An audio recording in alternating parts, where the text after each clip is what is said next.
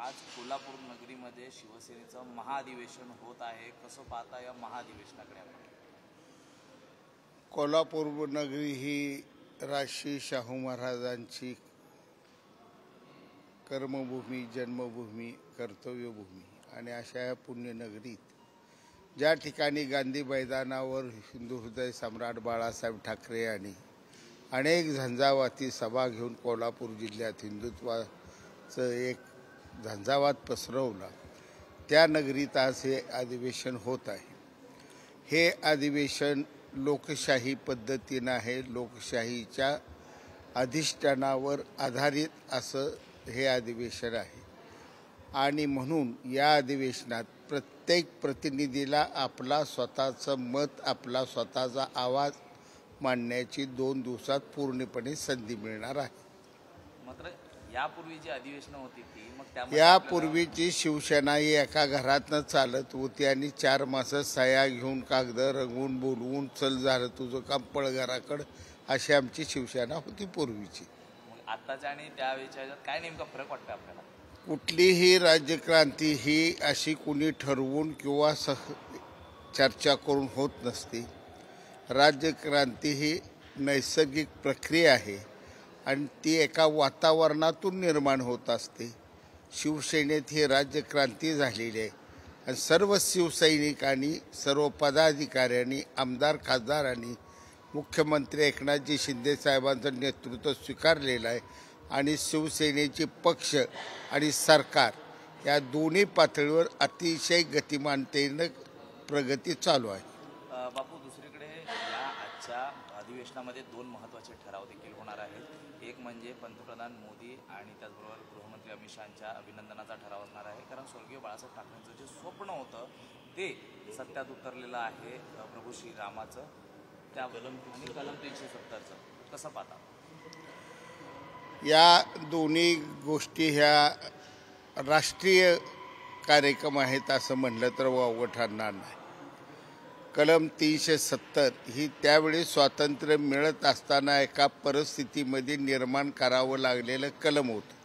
आज त्या कलमाची या देशात कुठंही आणि कसलीही गरज राहिलेली नाही.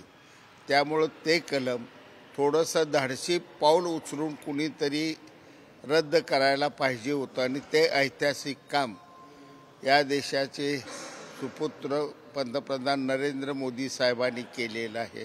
दुसरा मुद्दा, बाबरीची लढाई 500 वर्षे चाललेली आहे. अनेक 300-350 लढाया त्या देवळासाठी झालेल्या आहेत. एक बायकांची, नुसत्या महिलांची लढाई झाली, त्यात 18,000 महिलांचं बलिदान पडलेलं आहे. आणि हे संपूर्ण देशाची भावना जिथं धार्मिकतेनं गुंतलेली होती की आमच्या धर्मावर अन्याय झालेला आहे, त्या भावनेला वाचा फोडण्याचं काम नरेंद्र मोदी साहेबांनी, अमित शहा साहेबांनी केलं आणि प्रभू रामचंद्राचं मंदिर त्या ठिकाणी स्थापित झालं. आज प्रत्येक भारतीयाला, मग तो फक्त हिंदूच आहे असं नाही, पण प्रत्येक हिंदू असो, इतर समाजाचा असो, इतर धर्माचा असो, त्यालासुद्धा स्वाभिमान वाटायला लागला आहे की एक प्रभू रामचंद्राचं सुंदर असं मंदिर आमच्या देशात झालं, जे जागतिक प्रदर्शनाचा आयडॉल ठरलं. पण दुसरीकडे संजय राऊत असं म्हणतायत की मोदी साहेबांना तिकडे जायला वेळ आहे पण मणिपूरकडे जायला वेळ नाही, महाराष्ट्रातले उद्योग जात आहेत, त्याच्याबद्दल ते काही बोलत नाही. याला तुम्ही एक काम करा, ती संजय राऊताचा घोटाळा काय व्हायला लागला आहे, नारळ नसलेल्या झाडाखाली बसतोय हो. त्याला वर नारळ आहेत अशा नारळा झाडाखाली बसवा, एक नारळ वरनं पडू द्या एकदा 10-8 त्या टकोरीत. काही माणूस सगळा महाराष्ट्र भडकवत लागला. मोदी साहेबांसारख्या एवढ्या जागतिक पातळीवरच्या नेतृत्वाविषयी एक आपण साधं आमच्या मतावर निवडून आलेलं फुकाटचं राज्यसभा सदस्य आणि त्या माणसानं किती बोलावं याला मर्यादा असते. TV वाले समोर येतात म्हणून बेलगाम बोलणं काय बरोबर नाही.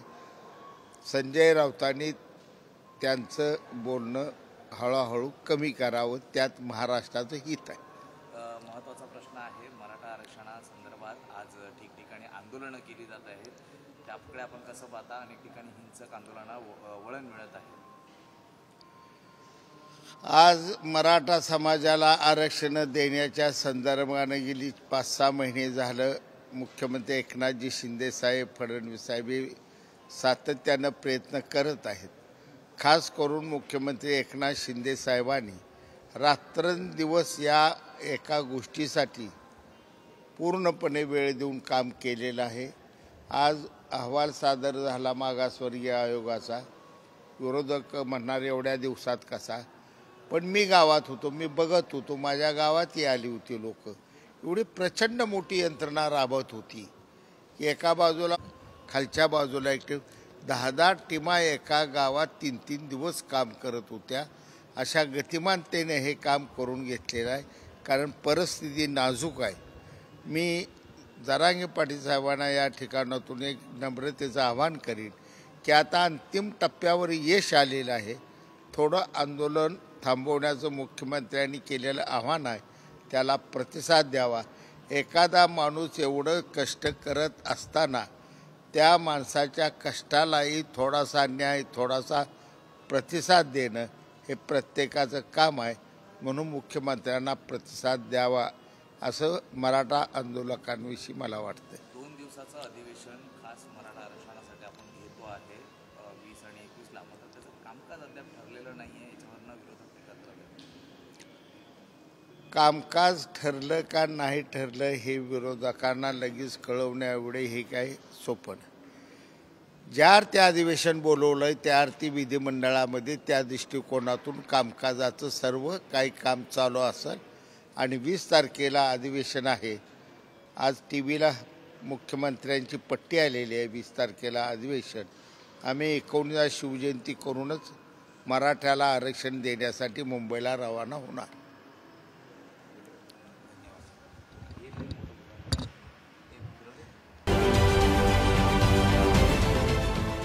देश विदेशातील प्रत्येक घडामोडींचे लाईव्ह अपडेट मिळवण्यासाठी आता साम टीव्हीच्या सर्व सोशल मीडिया प्लॅटफॉर्मला लाईक, फॉलो आणि सबस्क्राईब करा. तसंच सर्व नोटिफिकेशनसाठी बेल आयकॉन प्रेस करायला विसरू नका.